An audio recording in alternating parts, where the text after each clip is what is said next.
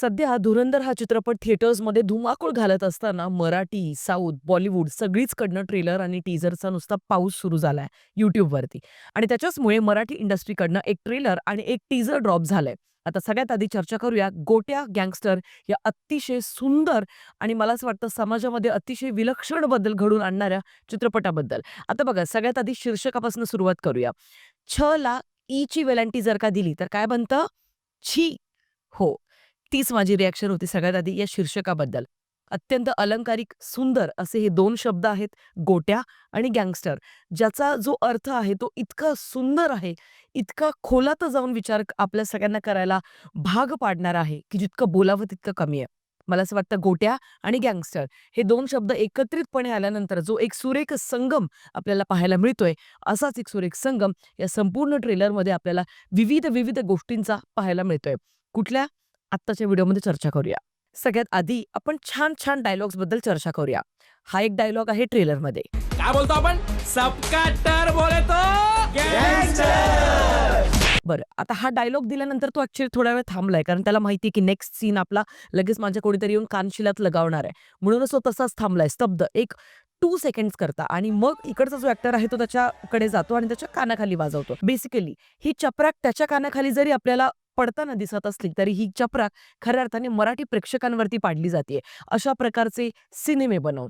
एकंदरीत संपूर्ण ट्रेलर पाहता मला असं वाटतं हा परत तोच एक सिनेमा आहे जो मात्र सबसिडी मिळवण्याकरता बनवलेला आहे.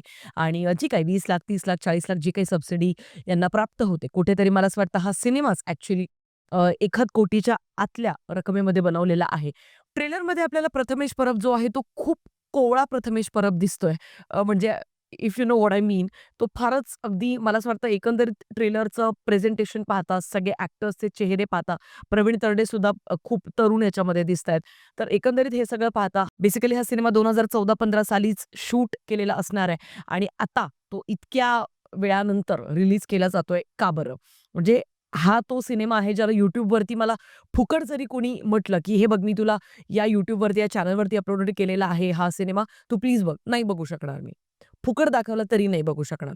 पण अर्थात बिंग अ सिनेफाईल आता कारण आपलं हे चॅनल आहे त्याच्यामुळे हा सिनेमा बघायला मला जावं तर लागणारच आहे सिनेमागृहामध्ये. इनफॅक्ट माझा तर असा विचार सुरू आहे, की जे काही मी 2-3 शहरांमध्ये वेगवेगळ्या सिनेमे बघत असते वारंवार ट्रॅव्हल करत. तर या सिनेमासाठी मी तुम्हा सगळ्यांना चॅलेंज करावं, की मी त्यावेळेला कुठच्या शहरामध्ये असेन त्या ठिकाणी जर का आपण सगळेजण भेटून हा सिनेमा बघू शकत असू, तर नक्कीच आपण ते ट्राय करूया. बाकी तेच आहे, की 10-12 वर्षांपूर्वीचे अडकलेले सिनेमे आता रिलीज करण्याऐवजी यांनी खुशाल मला असं वाटतं YouTubeवरती फुकट अपलोड करायला पाहिजे आणि शून्य अपेक्षा ठेवायला पाहिजे प्रेक्षकांकडनं.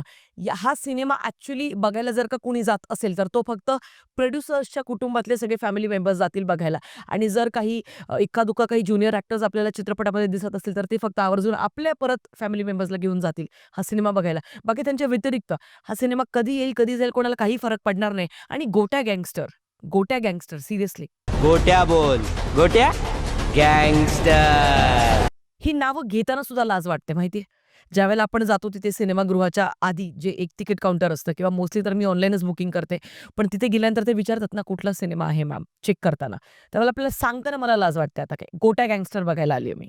काय तो कॉस्ट्यूम, काय तो मेकअप, ती सेट डिझाइन, ते डबिंग अत्यंत वाह्यात असं डबिंग. त्याच्यानंतर काय त्या टिपिकल पद्धतीची एडिटिंग आणि सगळंच आउटडेटेड. म्हणजे या गोष्टी ह्या प्रोड्युसर्सला कोणीतरी सांगत का नाहीये? मला असं वाटतं काही जर हितैषी सिनेफाईल जर का आपला व्हिडिओ पाहत असेल आणि तुम्ही जर का मुंबईच्या एसी ऑफिसमध्ये बसलेला आहात, चुकून-माकून तुमचा सिनेमा इंडस्ट्रीशी काहीतरी संपर्क आला असेल, की जर का तुम्ही कुठच्यातरी वेगवेगळ्या क्षेत्रात काम करताय आणि मग तुम्ही डायरेक्टली नाही पण इनडायरेक्टली का होईना या सिनेमा क्षेत्राशी जर का निगडीत असाल, तर प्लीज सांगा कोणीतरी. यांना आरसा दाखवणं फार गरजेचं आहे. आणि बाकी तेच या चित्रपटाचं थंबनेल, टीझर आणि आता ट्रेलर पाहता हार्पिक मला मागवावं लागणार आहे, कारण ते आता डोळ्यात टाकावं लागणार आहे. कुठेतरी मला असं वाटतं, की आता जो डोळ्यांवरती भीषण असा एक अपघात झालेला आहे, हा एक ट्रेलर YouTubeवरती बघून.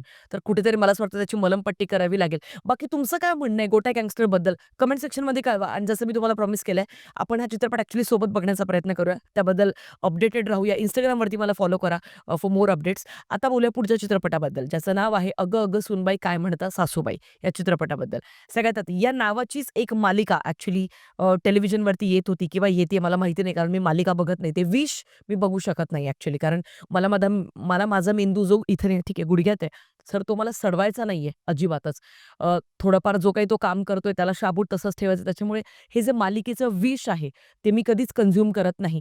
सेम बिग बॉस किंवा ह्या ज्या मराठी मालिका असतात, कुठच्याही मालिका ह्या मी कधीच बघत नाही. आणि माझ्या आजूबाजूला जर का कोणी बघत असेल, तर मला मला लिटरली कीव येते त्या लोकांची किंवा मला लिटरली असं होतं, की बिग बॉस बघणारी माणसं, ह्यांना मी माणसं म्हणजे संबोधूच शकत नाही. कारण ज्या प्रकारचं कंटेंट तुम्ही कन्झ्युम करताय, तुमचं डोकं तसं सडत चाललंय. हे तुम्हाला आता नाही कळणार, but what you consume you become that. आणि ही गोष्ट तुम्हाला मे बी 5, 10, 15 वर्षांनंतर कळते, हिट होते, की आपण खरंच तसंच बनत चाललोय का? सो बेसिकली तशाच एका प्रकारचा हा सिनेमा मला वाटतोय एकंदरीत. मुळात आता अगेन शीर्षकाबद्दल जर का बोलायचं झालं, तर हे काय शीर्षक आहे? म्हणजे मराठी सिनेमांचे जे मेकर्स आहेत, मला त्यांना वारंवार प्रश्न विचारून आता कंटाळा आलाय, की यांना का असं वाटतं, की अशा प्रकारची नावं आपण जर का ठेवली, तर आपण सगळ्यात वेगळे दिसून येऊ, युनिक दिसून येऊ. यू नो व्हॉट समटाईम्स ना युनिक दिसण्याची गरजच नाही पडली पाहिजे. तुमचं क्राफ्ट जे आहे, तुमचा सिनेमा जो बनवला ना तुम्ही, त्यात खरी ताकद असते. ते शीर्षक जे आहे ते सिंपल ठेवा, बेसिक ठेवा. जे कुठेतरी बोलताना 4 वेळा मला श्वास घ्यावा लागणार नाही. "अगं, अगं सूनबाई काय म्हणता सासूबाई, या चित्रपटाचं तिकीट द्या प्लीज." हे मी म्हणेपर्यंत तो मला म्हणेल, की नेक्स्ट चला. काय शीर्षक आहेत हे? आणि ऑलरेडी ज्या नावाची मालिका सुरू होती टेलिव्हिजनवरती, त्याच नावाचा चित्रपट तुम्ही बनवताय. आणि एक गोष्ट सांगते, की ज्यावेळेला मी याचा ट्रेलर बघायला सुरुवात केली, मी खाली-वर कुठे काहीच नाही वाचलं. बरेचदा असं होतं ना, आपण ज्यावेळेला ट्रेलर बघतो त्यावेळेला ती वेब सीरीज आहे की सिनेमा आहे, यात बरेचदा कन्फ्युजन होत असतं. मग ते सगळ्यात शेवटी कळतं. तसंच इथे सुद्धा मी अगदी काहीच न वाचता थेट प्रार्थना बेहरेचा मला टू बी व्हेरी ऑनेस्ट मला एक चेहरा दिसला. म्हटलं, "यार बरं होईल, तिचा काहीतरी वेगळा सिनेमा येतोय की काय होतंय, बघूया तरी क्लिक करून." पण ज्यावेळेला मी ते सुरू केलं, मला लिटरली असं वाटलं, की प्रार्थना बेहरेची आणखीन एक नवीन मालिका येतीये. कारण ज्या पद्धतीचं निर्मिती सावंत यांचं विग दिसतंय आपल्याला, ते विग असं डोळ्यात बोचतंय. त्या टीझरमधनंच ते इतकं जास्त बोचतंय. आपण आपले सिनेमे हे मोठ्या पडद्यावरती बॉलिवूड, साऊथ आणि इतर हॉलिवूडच्या फिल्मसोबत टक्कर देत असताना मार्केटमध्ये उतरवतो. त्यावेळेला आपली खूप मोठी जबाबदारी आहे, की आपलं प्रेझेंटेशन कसं आहे?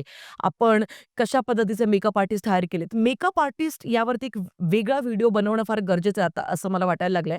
कारण मराठी इंडस्ट्रीमध्ये वारंवार तीच एक तक्रार आपल्याला पाहायला मिळते. हिस्टॉरिकल फिल्म्स असू द्या किंवा पिरियड ड्रामा फिल्म्स असू द्या किंवा रॉमकॉम नॉर्मल फिल्मसुद्धा असू द्या. इतकं रद्दाड आणि आउटडेटेड पद्धतीचं मेकअपचं काम आपल्याला पाहायला मिळतंय. मला लास्ट सिनेमा आठवत नाहीये, ज्याचं मेकअप डिपार्टमेंट खूप लय भारी केलेलं होतं काहीतरी. आय थिंक आत्ताच एक तुकोबा रायनवरती एक सिनेमा येऊन गेला दिग्पाल लांजेकर यांचा. त्यात मला मेकअपचं काम पहिल्यांदा कुठचं तरी आवडलं. ती एक हिस्टॉरिकल फिल्म होती. पण तरीसुद्धा एकंदरीत मला एक असं पाहायला मिळतं, की मेकअप आर्टिस्टला नवीन हायर नाही केलं जात आहे आणि त्याचं हे एक ज्वलंत उदाहरण या चित्रपटाच्या टीझरमध्ये आपल्याला पाहायला मिळतंय. का बरं ते विग दिलं गेलंय? ते इतकं विचित्र वाटतंय अँड बिलीव्ह मी ते टीझर सुरू झाल्याच इतकं डोळ्यात बोचत होतं. लाइक आय सेड ऑलरेडी मला जेन्युइनली असं वाटत होतं, की प्रार्थना बेहरेची एक नवीन मालिका येते. कारण यापूर्वी तिची एक मालिका आलेली होती कुठचीतरी श्रेयस तळपडेसोबत आणि मायरा वैकुळसोबत. त्यामुळे मला असं वाटलं, की यार नवीन मालिकामध्ये ती काम करते आणि मराठी ॲक्टर्स जे आपले आहेत, ए लिस्टेड ॲक्टर्स ते सुद्धा मालिकांमध्ये काम करतात. त्यामुळे ती काही खूप कमीपणाची गोष्ट नाहीच आहे. पण मला जेन्युइनली असं वाटलं, की ज्या पद्धतीने सेट डिझाइन केलंय, ज्या पद्धतीने एडिट केलाय तो अख्खा टीझर, किती आउटडेटेड स्टाईलने एडिट केलेला तो टीझर आहे. किती आउटडेटेड स्टाईलचा फॉर्मॅट आहे त्याचा. का बरं? आणि कलर ग्रेडिंग हे सगळं आपल्याला विशेषतः मालिकांमध्ये बघायला मिळतं. किती बोलायचं यार त्याच गोष्टींबद्दल बोलून आता आता असं झालंय ना, की आता मलाच असं असं वाटतं, की आपणच खूप लांबण लावतोय आणि makers and all I think these people are chilling. त्यांना काहीच ॲक्चुअली फरक नाही पडत या गोष्टींचा. So let it be. आपणही जरा नॉर्मल जसा आला काही सिनेमा गेला काही या पद्धतीने त्याला ट्रीट करूया. या चित्रपटाचे दिग्दर्शक आहेत केदार शिंदे आणि ऑफकोर्स त्यांच्या चित्रपटाची एक खूप विशेष गोष्ट असते, की त्या चित्रपटाचं संगीत फार सुंदर असतं आणि त्याच्यामुळे या चित्रपटाच्या टीझरमध्ये बाकीच्या गोष्टींनी जरी निराश केलेलं असलं, तरीही मला संगीत खूप आवडलं. बॅकग्राऊंड स्कोरसुद्धा चांगला वाटतोय ऐकायला, रिफ्रेशिंगचा नक्कीच वाटतोय. या चित्रपटामध्ये प्रार्थना बेहरे आणि निर्मिती सावंत मुख्य भूमिकेमध्ये आपल्याला दिसणार आहेत. सासू आणि सूनबाई या 2 पात्रांमध्ये आणि मला जेन्युइनली झिम्मा 2 मध्ये ॲक्चुअली निर्मिती सावंत आणि रिंकू राजगुरू या दोघींमधली जी एक केमिस्ट्री होती ना, तू तू मैं मैं जी त्यांची दाखवली होती सासू आणि सुनेतली, तर ती मला आवडली होती. इथे सुद्धा आपल्याला तसाच काहीतरी दणका पाहायला मिळेल हे मात्र कन्फर्म आहे. पण ओव्हरऑल प्रेझेंटेशनमध्ये लई निराश केलंय. बघूया आता हा एक टीझर आहे. ट्रेलर आल्यानंतर आणखीन चर्चा करूच यात आपण. हा सिनेमा 16 जानेवारीला रिलीज होणार आहे चित्रपटगृहामध्ये. बाकी तुमचं काय म्हणणं आहे एकंदरीत गोट्या गँगस्टर आणि अगं अगं सूनबाई काय म्हणतात सासूबाई या चित्रपटाबद्दल ते मला कमेंट सेक्शनमध्ये कळवायला विसरू नका. भेटूया पुढच्या व्हिडिओमध्ये. तोपर्यंत काळजी घ्या. Peace out.